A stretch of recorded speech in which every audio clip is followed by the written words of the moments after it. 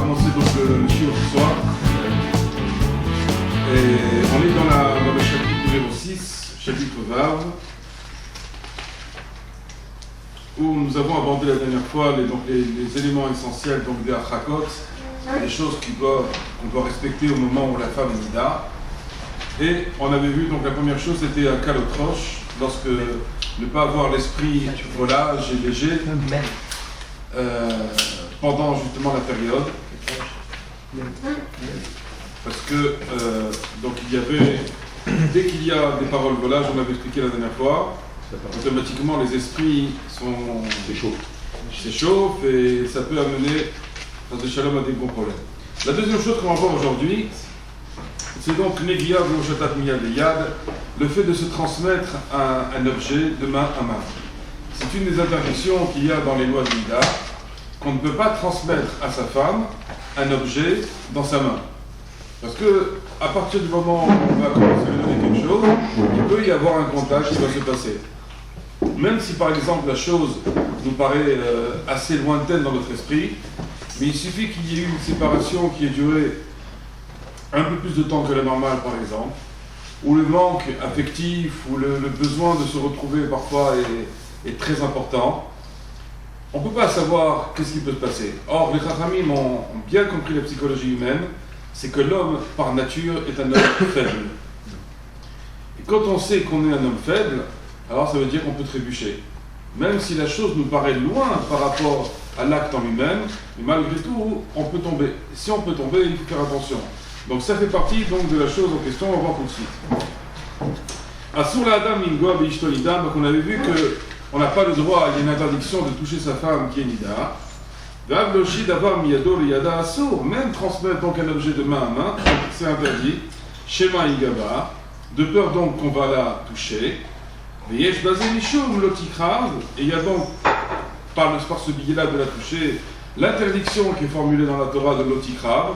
C'est-à-dire donc de ne pas se rapprocher d'une femme qui est nida, ou de sa femme qui est nida. Vechashash kikevazo. Il dit Asso negia ze enorak begoufal. L'interdiction de la toucher, c'est pas uniquement son corps sans vêtements, et la gamme il chez Aléa même sur les vêtements que la sur elle. Majvé Agmara est Issur Nida et Issur Eshetish, et la Gemara nous dit qu'il y a donc une corrélation entre l'interdiction d'aller avec sa femme qui est nida et d'aller avec une femme qui est mariée. C'est exactement la même chose. D'où on sait ça? Parce que c'est marqué de Eshed Reu Lotine. La femme de ton prochain, tu ne te rendras pas impur avec elle, c'est-à-dire tu n'auras pas le droit naturellement de l'entraîner vers des mauvaises choses. Et l'Isha Nida Velikra, et d'une femme Nida, tu ne te rapprocheras pas. Donc on voit que le Passouk, il a mis sur le même niveau, il a juxtaposé le niveau de Eshetish, de femme mariée, et de Eshet Nida, la femme qui est Nida, exactement sur le même point. Donc de là, on voit que donc toucher une femme mariée, ou toucher une femme Nida, sa femme Nida, c'est comme si on touchait une femme qui était mariée. Donc on connaît l'interdiction de la femme mariée, c'est identique pour la femme qui est Nida. De la même manière qu'une femme mariée, on n'a pas le droit de la toucher même avec ses vêtements. Par exemple, je ne peux pas prendre le bras d'une femme ou sa main ou quelque chose, même qu'on veut dire que c'est recouvert. Malgré tout, c'est comme si c'est la même chose pour une femme qui serait nida aussi. Il n'y a pas de différence. Qu'il y ait des vêtements ou qu'il n'y ait pas de vêtements, la manière qu'on se permettrait jamais de toucher une femme qui est mariée, même qu'elle a ses vêtements sur elle, de la même manière aussi, jamais on ne pourra toucher sa femme, même si elle a des vêtements sur elle. On aurait pu croire uniquement lorsque la peau est à nu. Mais quand c'est pas le cas, non. Que Mashmala Angelo, comme dans ce cas, c'est pas le cas. Et une sœur, ça serait le même cas? De quoi? De toucher sa sœur? De toucher sa sœur. Mais dans quel état d'esprit? On veut l'embrasser Non, on n'embrasse pas sa sœur. On n'embrasse pas sa sœur. Ou si elle n'est pas mariée. L'homme est chané, on n'embrasse pas sa sœur. Il faut éduquer les enfants à ne pas, parce que les frères et sœurs ne s'embrassent pas. C'est pas la peine. On ne craint pas, bien entendu, les mêmes choses que l'on pourrait craindre entre deux étrangers, un homme et une femme. Mais malgré tout, vu la génération dans laquelle nous nous trouvons aujourd'hui, et vu les choses terribles et dégoûtantes qu'on entend tous les jours, il faut absolument inculquer aux enfants qu'il n'y ait jamais besoin qu'ils s'embrassent les uns les autres. C'est pas la peine. C'est avec son manche? ça peut entraîner un issour. Entre garçons, Ça peut entraîner un issour, ça qu'il faut même pas leur en parler. D'eux-mêmes, ils vont comprendre d'eux-mêmes qu'on s'embrasse pas entre frères et sœurs. À partir de simplement. quel âge? Tout petit. tout de suite. Tout petit. Tout de suite. Même pas un tribouk non, c'est pas... C'est pas la peine de les habituer là-dedans. C'est pas la peine. Je crois que le monde est déjà assez sale comme ça, pour pas faire entrer en plus la saleté à la maison. Au moins que la maison elle soit préservée. Non, puis on leur donne une facilité aux enfants, les mettre. De quoi? C'est beaucoup plus simple après dans la vie pour eux. Quand on les habitue comme ça, ne pas embrasser. Bien sûr, c'est pas la peine. Après, ils sont habitués, ça devient normal pour Bien eux. sûr, pourquoi Si faire? tu leur Pourquoi donnes ça sert? tu leur donnes une figure. Alors si on embrasse sa sœur, après on embrasse ses cousines, après on embrasse... Ben non. Après, mais il n'y a pas de mélange. Il n'y a pas de mélange. C'est comme ça que ça marche. C'est pas vrai. C'est comme ça que ça marche. Pas du tout. Bah, non. Toi, On ne peut pas prendre des cas particuliers maintenant. Mais en général, c'est comme ça que ça marche. Quand on s'habitue à embrasser des femmes, même qui sont nos sœurs ou nos cousines, après on se dit, bon, on s'habitue à la chose. On est déjà moins... Alors que la Torah elle a été claire et nette là-dessus. L'autre, tu peux pas t'approcher d'elle. Elle n'a pas fait de distinction maintenant, ta sœur, pas ta sœur, etc. Voilà, une femme, une famille d'art. Il n'y a que le père par rapport à sa femme, par rapport à sa... Il n'y a qu'un homme par rapport à sa mère, par rapport à sa femme et par rapport à sa fille qu'il a le droit de les embrasser. Ce sont les trois seules femmes au monde qu'un homme peut embrasser. La grand-mère, oui, ok. Il y en a qui permettraient. Il y en a qui permettent. Il y en a qui permettent.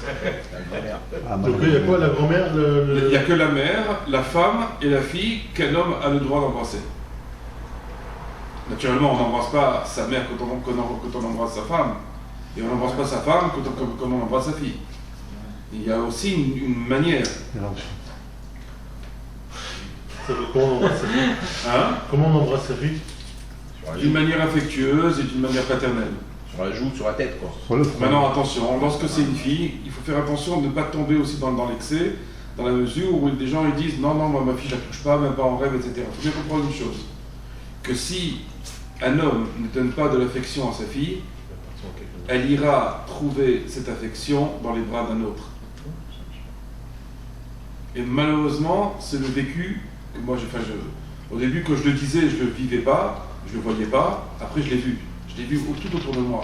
Chaque fois qu'une fille n'a pas reçu l'affection de son père, comme elle aurait dû le recevoir d'une manière propre, naturellement, mais qu'un père soit capable de prendre sa fille dans ses bras. Alors des fois, quand elle est petite, ça ne dérange pas, mais quand elle est plus grande, on peut ressentir une certaine gêne. Quand elle a 14 ans, 15 ans, on est peut-être un peu gêné. Il faut mettre cette gêne un peu de côté et continuer à prendre sa fille, à l'étreindre de temps en temps, à lui faire surtout la bracha du vendredi soir, sur sa tête, lui faire un bisou sur son front, etc. C'est très important pour son équilibre. Il faut qu'elle quitte les bras de son père pour aller dans les bras de son mari. Il ne faut pas qu'il y ait d'intermédiaire. Et si jamais un homme a voulu être mesquin, entre guillemets, sur cette démarche, n'a pas voulu étreindre sa fille parce qu'elle était déjà maintenant grande et que ça le gênait, etc., il va le payer. Là, après, il ne va pas être gêné, il va être hyper gêné de ce qui va se passer. Donc c'est pour ça que on fait une parenthèse, je ne voulais pas parler de ça maintenant, mais c'est une parenthèse qui était quand même très importante à dire. Alors, maintenant, regardez ce que nous raconte donc la Gemara.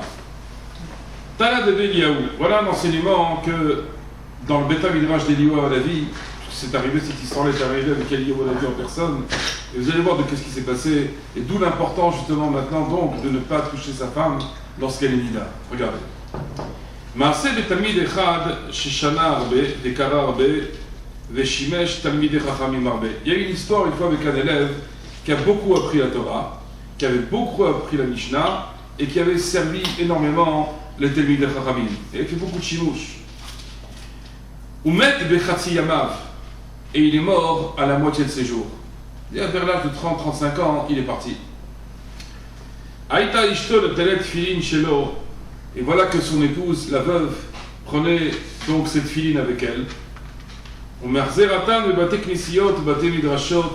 Et elle allait donc de synagogue en synagogue, de Beth Midrash en Beth Midrash.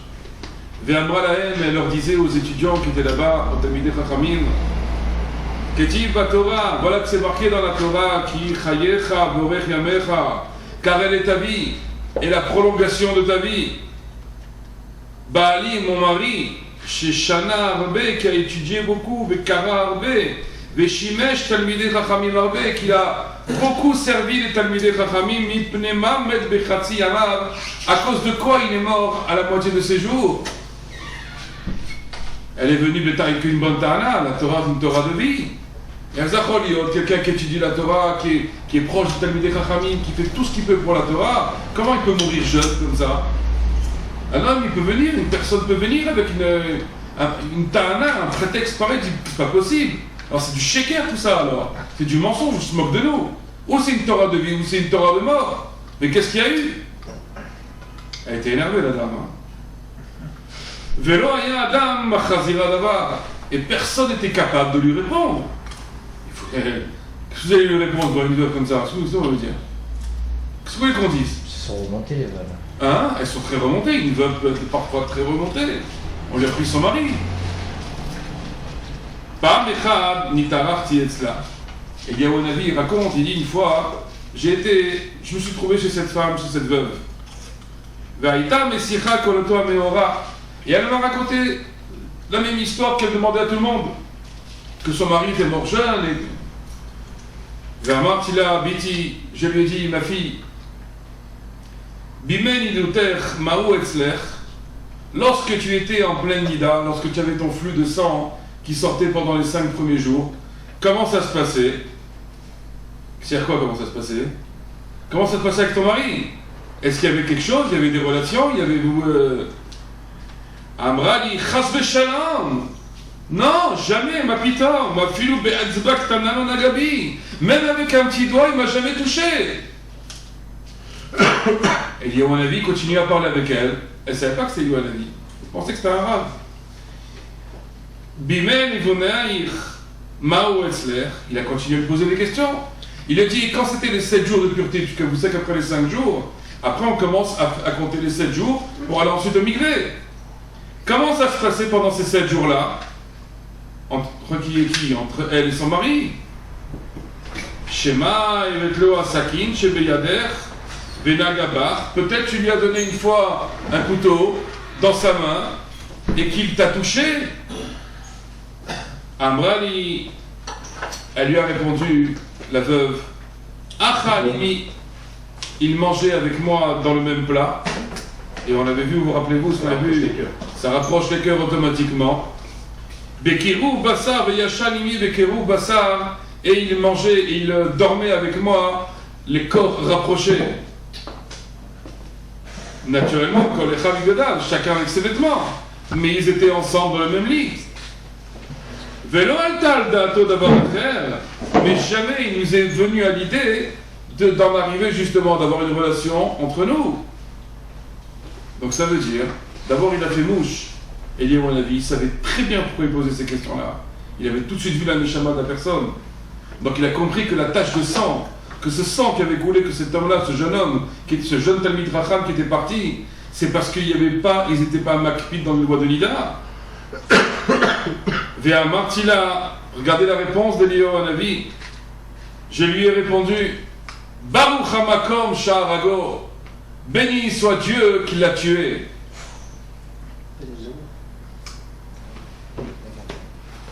Béni soit Dieu qui l'a tué. Ça veut dire un homme pareil qui était Talmid Chacham, qui étudiait la Torah, qui servait les Talmidei Chachamim. Comment il a pu en arriver à faire une chose pareille, à ne pas respecter les lois de Nida à ce moment-là? Alors dans ces cas-là, alors vous allez me dire, mais il y a plein de gens qui ne respectent pas Nida. Il y a plein de gens qui ne sont pas religieux, mais qui ne meurent pas à la moitié de leur vie. On a vu plein de gens qui vivent que 90 ans même, 95 ans. Ils ne sont pas morts pour autant. Alors on avait expliqué une fois, on avait dit qu'il y a une grande différence entre quelqu'un qui est Shomer Shabbat, qui est Shomer Mitzvot, et quelqu'un qui, Bichlal, n'a aucun Kesher avec la Torah.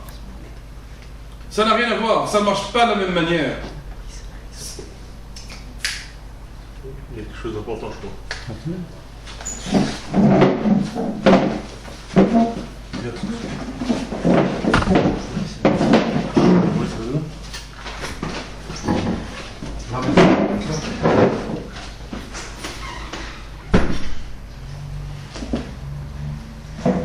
Ça ne marche pas de la même manière pour quelqu'un qui a la Emouna et qui est proche d'Hachem que quelqu'un qui n'a pas la Emouna et qui est complètement déconnecté de la Torah. Ça n'a aucun rapport. Sinon, comment on pourrait comprendre une chose pareille que des gens qui ont c'est pertinemment ne sont ni religieux, ni ont la Emouna, ni respectent les lois de Taharat HaMishpacha, de pureté familiale, on voit bien qu'ils ne meurent pas. Et pourtant, lui, ce garçon-là, ce jeune homme-là, il est niftar. Il est niftar à cause de quoi, selon Eliyahu Hanavi? À cause de ça. Donc, de qui on parle ici? De Talmid Chacham. De quelqu'un qui était en train d'étudier la Torah, qui allait chez les tzadikim, qui allait chez les Talmidei Chachamim pour prendre la Torah d'eux. Quelqu'un qui fait ça et qui, malgré tout, s'amuse, malgré tout, à dormir avec sa femme quand elle est nida, même qui n'a pas eu de relation. Alors, Baruch Hamakom Sha'arago, que Dieu soit béni celui qui l'a tué. Comprenez comment ça marche? Et il dit, parce que justement, il continue le passouk, Eliyahu Hanavi, il dit parce que la Torah, elle a dit, Vel isha benitat tumata lo tikrav. Parce qu'une femme qui est en pleine période, même qu'elle est dans les 7 jours, tout le temps où elle n'a pas été au mikvé, alors lo tikrav, ça ne peut pas t'approcher d'elle. Et là, on comprend maintenant la démarche d'Eliyahu Hanavi par rapport à cette femme-là. Comprenez comment ça marche? C'est une notion qu'il faut qu'elle soit très claire dans notre tête. Ça ne marche pas pareil pour quelqu'un qui a la Emouna que quelqu'un qui n'a pas. Alors vous allez me dire quoi? Quelqu'un qui n'a pas la Emouna, alors il vaut mieux pas avoir la Emouna, au moins on est tranquille. Mais si on est dedans, on est dedans. On est dedans, on va pas arrêter la Emouna, on va pas arrêter de croire en Dieu, parce que quelqu'un qui est proche du roi, c'est normal qu'automatiquement le roi a les yeux fixés sur lui. Maintenant quelqu'un qui est loin du roi, mais qui est quand même un sujet de la cour, le roi le voit, mais il est moins proche de lui, donc automatiquement les choses ne se passent pas de la même manière. Ça n'a rien à voir. Le fait de ne pas se rapprocher de sa femme, c'est une halakha ou c'est une khumra? Halakha. C'est halakha minatora. C'est minatora, ce n'est pas minarabanan. L'otikrav, ne pas s'approcher de sa femme quand elle est nida. S'approcher, ça veut dire la toucher. Et donc après, il y a donc des choses que les chachamim ont instaurées pour nous éviter justement d'en arriver à l'interdiction de l'otikrav.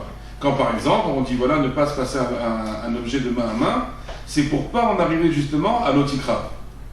L'interdiction de se passer un objet, c'est mis les rabbanan, mais les rabbanan ont fait ça pour nous protéger justement de la vera de minatora.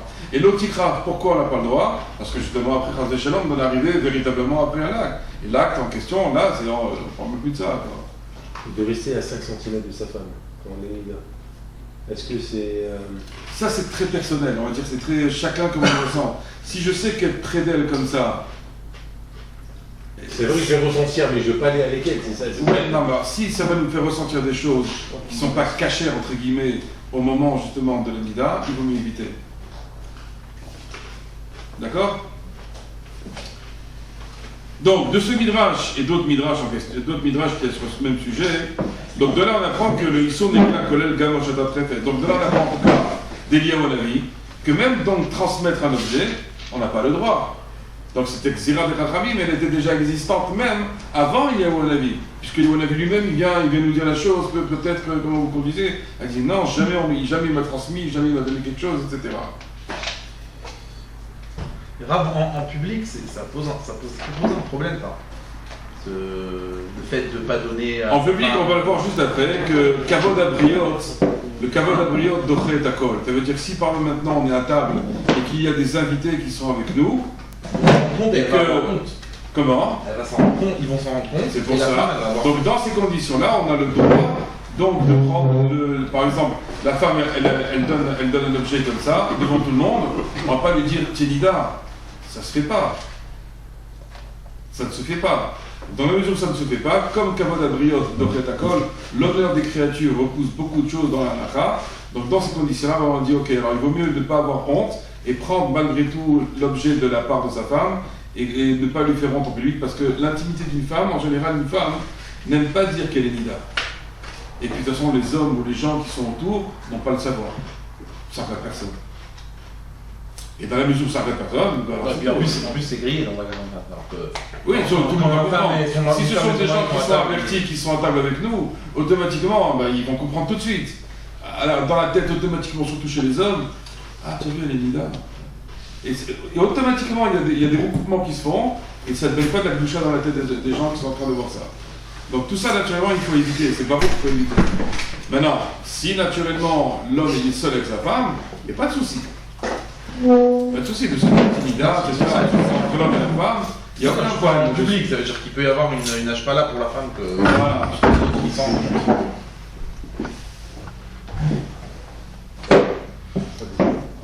Tu m'as mis sur dans le champ.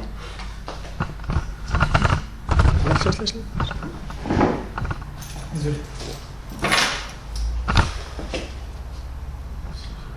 Faudra couper au montage. Là. Oui, oui, on va avoir un coupage. Désolé. Pas de problème. Donc c'est clair à ce niveau-là, d'accord? Donc quand on est seul avec sa femme, naturellement il n'y a aucun problème de lui dire n'oublie pas, tu dis dame, ne donne pas un objet. Mais quand on est en public, bah, évidemment les lois elles changent. Les lois elles changent dans beaucoup de domaines, quand on est en public et quand on est en privé. C'est pas du tout la même chose. De toute façon, on aurait dit même, à part ça, ça fait honte à ton prochain, ne le fais pas. Oui, de toute façon, bien sûr ça fait honte. C'est sûr que ça fait honte. Puisqu'on le voit, une femme elle a honte de dire qu'elle est nida en public. Dès que ça touche à son intimité, aucune femme ne veut dire. Personne. Surtout si on tombe sur des gens qui sont pas très fins ou pas très. Comme on disait l'autre fois, qu'il y a des gens qui sont pile, parce que ça fait un peu rire, ils se rendent pas compte de ce qu'ils font et qu'ils sont capables de dire ah bah alors on est en Ida, on se comme ça à la table. Non. Alors là, vous la finissez là. Allez, bon. Ou sinon, quand t'as invité Shabbat, ah vous. Non, par contre, il y a des lois, par exemple, qui sont importantes.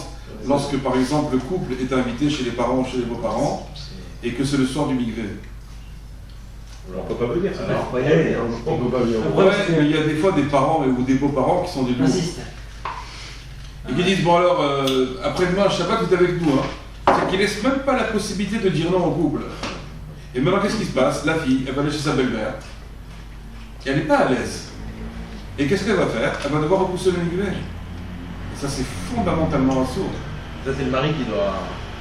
Alors oui, mais c'est ça le problème. Mais quand par exemple il y a des parents, parce qu'on est tous à un moment parents et beaux-parents, il y a des parents et des beaux-parents qui sont extrêmement lourds en la matière. Ils ne Alors, laissent pas le choix aux enfants. Alors qu'à Et des fois, votre les parents, des fois les enfants me disent non, on préfère non. Comment vous voulez pas venir à la maison? Mais pourquoi? Qu'est-ce qui se passe? Ah, et du coup, ils se souviennent, qu'est-ce qu'ils vont dire? Qu'est-ce qu'ils vont répondre? Alors Kavadorim ou. Alors dans ces conditions-là, non, il faut être ferme. Il faut être ferme, il dit non papa, non maman, non belle-maman, non beau papa, mais ce Shabbat, on voudrait être chez nous, on a besoin de se reposer. Nekuda. Maintenant, chaque parent aussi doit comprendre la chose. Ne pas insister. Si vous voulez, vous êtes pas au Khaba, la maison est ouverte, vous voulez pas, il n'y a aucun problème, il faut être cool. Mais il ne faut pas être des gens qui sont accaparants, des parents accaparants ou des mères, comment on dit, des belles-mères. Des belles-mères, tout simplement. Je sais plus, il y a Des belles-mères, tout simplement. les mères cool, les mères cool. Donc il y a des cas, naturellement, encore une fois, le kavod abriot, donc ça ne veut pas dire pour autant qu'on a le droit de repousser le mikvé pour autant, en aucune manière. Maintenant, c'est sûr que la femme peut être très gênée quand elle est chez ses beaux-parents, ou chez ses parents, ou les parents vont ressentir. Elle va au mikvé, elle revient, les yeux rouges comme ça et tout. Les gens vont comprendre, automatiquement ils vont parler, ils vont s'imaginer, tout ça, il ne faut pas, c'est assaut. Enfin, on en reparlera plus tard du mikvé, mais ça fait partie des choses qui sont, on va dire, du domaine public, où les gens peuvent être au courant de notre vie privée, et ça aussi, il faut respecter impérativement cette vie privée. Il ne faut pas qu'il y ait que l'intimité, elle passe d'une bouche à une autre bouche. On passe entre copains, copines, etc., que tout le monde soit au courant, et tout le monde est au courant du problème, sauf moi. Et ça, il ne faut pas. Il faut... Quelle raison elle a le droit de repousser son mikvé? Si elle est très fatiguée, elle peut pas mikvé, elle a le droit. Elle aurait le droit de repousser le mikvé s'il y a d'abord un commun accord avec le mari, déjà un.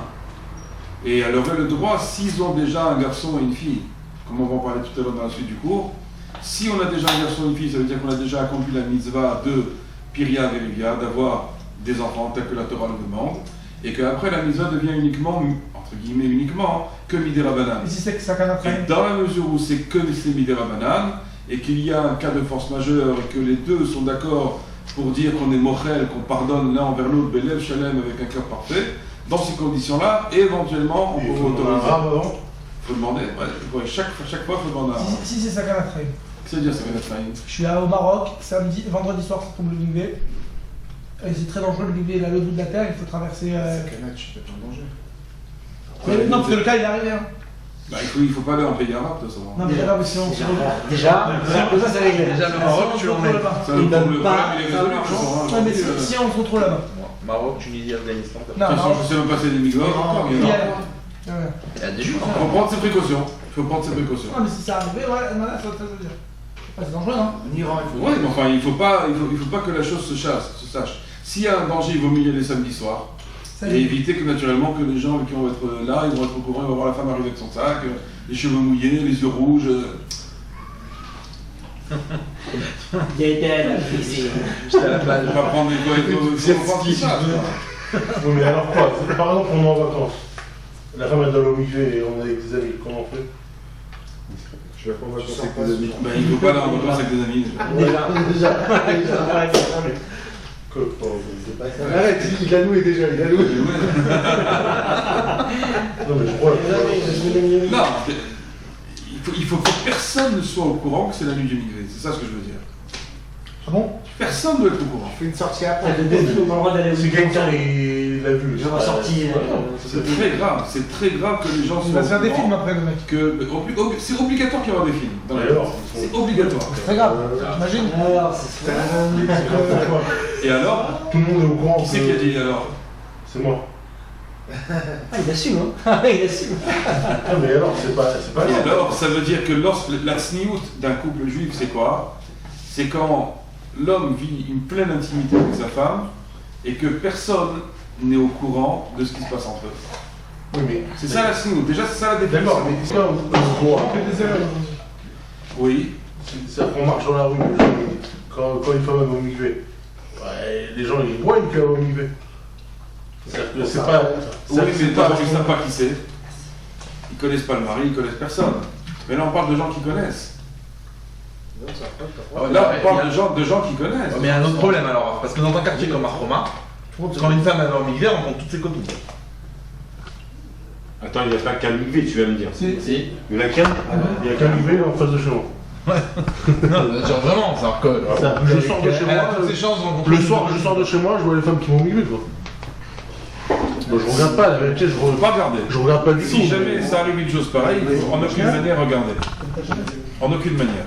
Il ne faut pas être au courant. Il ne faut pas vouloir chercher, savoir qui va. Ok, alors on continue donc dans la Lacha. Yesh Materina Bichefet Vizrika, il y en a qui autorisent donc à transmettre un objet par le biais d'un lancement. Les Yesh Oskim, il y en a qui interdisent. Aposkim, Kerama, Noagim, les Essor, ceux qui ont la coutume de faire comme le Minhag Ashkenaz, comme le Rama, eux ils interdisent. Les Gama Noagim Eter et Nosim Ken Alak Shezorik Chefetz Klape Mala, Vei Koladeto. Même ceux qui autorisent, par exemple, lorsqu'on lance par exemple un objet en l'air, on le lance comme ça pour l'attraper comme ça, dans ce sens-là. Dans ces conditions-là, ça pourrait être autorisé, mais pas se le lancer comme ça de l'un à l'autre. Ah, c'est Mais par contre, si je le lance comme ça, et moi je viens, je l'attrape, je le lance en l'air, et je l'attrape, ça c'est bon. Mais le lancer comme ça, donc il y en a aussi qui en interdisent, mais il vaut mieux éviter. Pour un bébé. Voilà. Maintenant, donc si on ne peut pas se lancer de cette manière-là, parce que c'est un petit peu honteux, les gens qui sont au courant vont tout de suite capter l'histoire. Obigal Tsuroto, alors parce que c'est très lourd, par exemple, Mishkalo, il est très volumineux, etc. On n'aura pas le droit de se le transmettre de main à main. Et là, il faut attendre une autre opportunité pour pouvoir se le donner. Donc si on a un truc comme ça, on doit se passer quelque chose entre l'homme et la femme, et que c'est volumineux, etc., et que si on le fait comme ça, on ne pourra pas se le passer, alors il faudra attendre une autre opportunité pour pouvoir le faire, mais pas se le transmettre directement de main à main. Maintenant, Imira, c'est ce qu'on a dit tout à l'heure, Imira Beshachar Habaal Veoshit Refetz Leishe Bifne Adam, si l'homme il a oublié qu'il a transmis un objet à sa femme devant des gens, Bifne Rabim, elle n'a pas l'obligation de lui dire je suis Nida. C'est-à-dire on est dans un groupe de gens, même pas à table seulement, et on lui donne comme ça, et si jamais elle fait non, comme si, donc voilà c'est fini. Donc dans ces conditions-là, elle n'a pas l'obligation. Pourquoi? Ki gadol kvod abriot shedoche et lo taase sheba Torah. Parce que le kavod des créatures est tellement grand qu'il est capable de repousser une interdiction qui est minatora. L'interdiction, c'est l'otikrave. Et pourtant, malgré tout, dans ce cas-là, un kavod abriot, il serait capable de repousser tout, parce qu'on fait attention au kavod du Ben Adam. Excusez-moi, quand l'objet ne peut se porter qu'à deux. Alors là, dans ces conditions-là, c'est autorisé. Par exemple, on fera attention, mais ce sera autorisé. Par exemple, si on a une poussette avec un bébé dedans, et qu'on ne peut pas monter les escaliers, la femme ne pourra pas monter les escaliers toute seule, elle pourra demander de l'aide à son mari s'il n'y a personne d'autre, par exemple, pour qu'il l'aide à prendre la poussette avec elle. Dans ce cas-là, ça sera autorisé. On va détacher le bébé. Oui, ok, on parle dans un cas où il n'y a pas. Si vous passez le bébé, on peut. Une grosse tarade. Le bébé, c'est différent, parce que le bébé, lorsque le bébé est un peu grand, disons il a 1 an, il reconnaît son père par exemple, s'il fait un mouvement et qui va vers le père peut récupérer l'enfant des bras de sa femme. Voilà. Mais si le bébé il a 2 mois ou 3 mois par exemple, là, et que le bébé ne reconnaît pas encore son père, donc là, il ne pourra pas le prendre des bras de sa femme. C'est comme un objet. Vous avez dit le kavod, il peut Repousser. un lave. Il peut repousser un lave minatora. Le kavod abriot. C'est quel lave? Comment ça un lave? Ça peut être une interdiction. Par exemple, il y a une autre interdiction qui est dans la halachot Shabbat par exemple, mais qui est controversée. C'est une requête avec l'Or Sion et d'autres poskim. Si quelqu'un qui va aux toilettes de Shabbat et n'a pas de papier prédécoupé, et il n'y a que du papier qui est justement qui a prédécoupé, qu'est-ce qu'on fait dans ces cas-là? Alors lui, le Or Sion, il veut dire que même le kavod abriot, il ne pourra pas repousser un truc pareil. Il dit parce que ça, ils sont mis la Torah de découper là où c'est déjà prédécoupé, c'est marqué des patiches. Il y en a qui veulent dire non, c'est kavod abriot, il est doté à Kilou à l'autre à Sechem Torah, il peut repousser même une interdiction de la Torah. Il n'y a pas de glisse avec Chinois. Alors, donc qu'est-ce qu'on fait dans ces cas-là? La solution, c'est qu'on découpe là où il n'y a pas de prédécoupage auparavant. Bon, c'est encore un cas de kavod abriot. Il y a le kavod abriot aussi pour les morts pendant Shabbat. Il y a beaucoup de cas de kavod abriot. On voit qu'il y a plein de choses qui s'annulent devant ça, parce que ce sont des choses qui sont... on comprend très bien l'importance du respect de la nature, de l'homme ou de la femme, et la Torah, parfois, s'efface devant ce respect-là. Et puis, de toute façon, on voit, lorsque quelqu'un, par exemple, a fait honte à une autre personne, il a perdu son monde futur. Bisayon berabim, celui qui fait bisayon, quand le mabim benechavero berabim, eno chenek. Là, on a maba. Quelqu'un qui fait honte à son prochain en public, il a perdu son monde futur. Ah, il étudie 10 heures par jour. Ah, il a une barbe comme ça, il a un nez comme ça. On s'en fout. Mais tout ce qu'il a fait, ça ne sert plus à rien. Ça ne sert plus à rien, c'est fini. On part à la case départ. C'est terminé, reparti. Même pas case départ. Tant qu'il n'a pas le pardon de la personne qu'il a humiliée, qu'il a rabaissée, qu'il a mis par terre, cet homme-là, sa Torah ne vaut plus rien. Et ça, c'est perdu. Il ne rentre pas dans le monde futur. C'est quoi il ne rentre pas dans le monde futur? C'est-à-dire tout ce qu'il fait, ça ne sert plus à rien. Et ça, c'est que Berabim. Si c'est pas... Berabim. Qui est des gens autour. Et si c'est pas Berabim? Non, si c'est seul à seul, c'est une autre histoire. Si c'est seul à seul, il ne faut pas parler de tuer aux gens, ça sert à rien d'en rentrer dedans. Maintenant, imaginons qu'il y a eu quelque chose et qu'on a parlé seul à seul, il n'y a pas eu bisayon berabim. Peut-être je l'ai froissé, c'est un autre problème. Mais il y a bisayon berabim, de faire honte en public, c'est pas ça. C'est quand on est devant 2-3 personnes. Même si la carrière c'était de rigoler. Oui, ça c'est encore une autre histoire, ça aussi.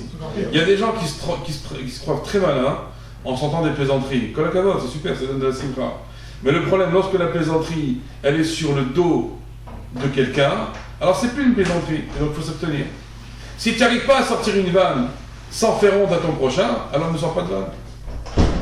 C'est-à-dire que tu n'es pas encore capable, tu n'as pas un humour assez fin pour faire rire les gens sans que ce soit sur le dos d'autrui. Alors ne sors pas de vanne. Je crois que c'est le Chefetz Chaim qui dit que même le bon Dieu il pardonne pas à un homme pour une avéra comme ça de Ben Adam Lechavero. Mais il rentre pas, c'est même pas ça. Non, c'est-à-dire que même si cet homme-là, il rentre pas dans le Gan Eden. Tant qu'il n'aura pas le pardon de son travers, il rentre même à Yom Kippour, il aura pas. Yom Kippour, l'homme est rappeur, ça sert à rien.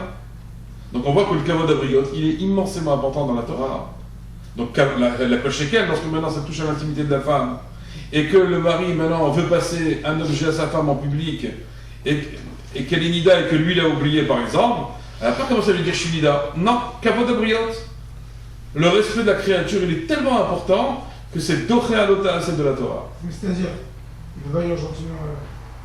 Si. Mais non, il y a des gens autour, tout de suite ils vont capter les gens. Si c'est des gens qui sont des goïs, ils comprennent rien, donc on s'en fout. Surtout chez les religieux, ouais. Oui, mais dans un milieu religieux par exemple, les gens connaissent tout le monde connaît la Donc on peut exprès passer les choses. Non, pas exprès, ça vient d'un des deux côtés, du mari ou de la femme, que l'un ou l'autre a oublié que l'autre était Non, famille. il n'a pas oublié, mais on n'a pas le choix. Pourquoi on n'a pas le choix? Un mec qui dit donne ça à ta femme.